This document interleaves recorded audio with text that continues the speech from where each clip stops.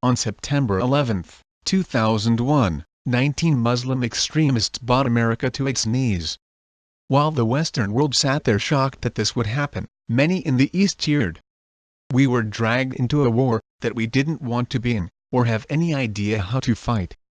14 years later, and we are no closer to ending radical Islam's declared war on us. In fact, it has become worse.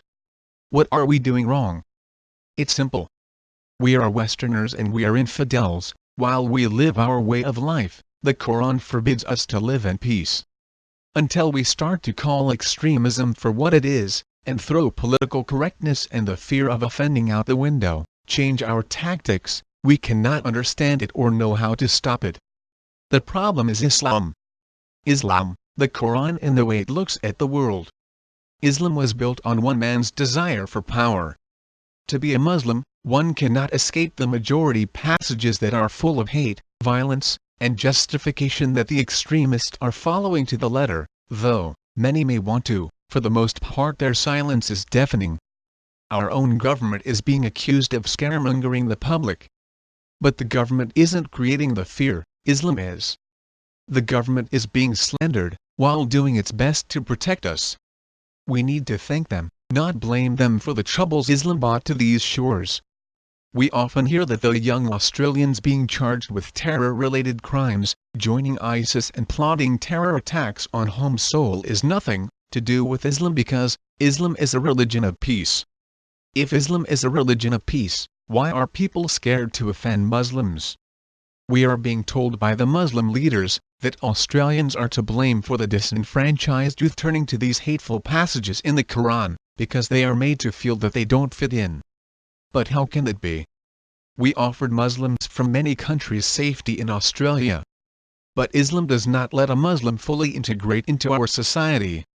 To fully take our offer makes the Muslim an apostate, and worthy of death, because it goes against Muhammad's goals for his religion, world domination.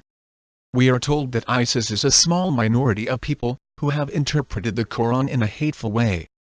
But Islam has many terror groups: Jemaah Islamiyah, Al-Qaeda, Al-Shabaab, the Taliban, Hezbollah, Hamas, just to name a few. Islam hasn't been hijacked. The Quran is full of justifications for the violence against non-believers. ISIS are particularly scary, because they use technology to scare people into submission by broadcasting these atrocities to the world. We didn't write the Quran, nor have we taught anyone what is written in it. The imams and sheikhs teach the non-Arabic speaking men and women what it takes to be a Muslim.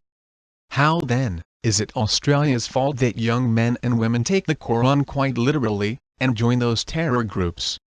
I find it incredibly offensive that we are told to make concessions for a group of people that refuse to integrate into the society.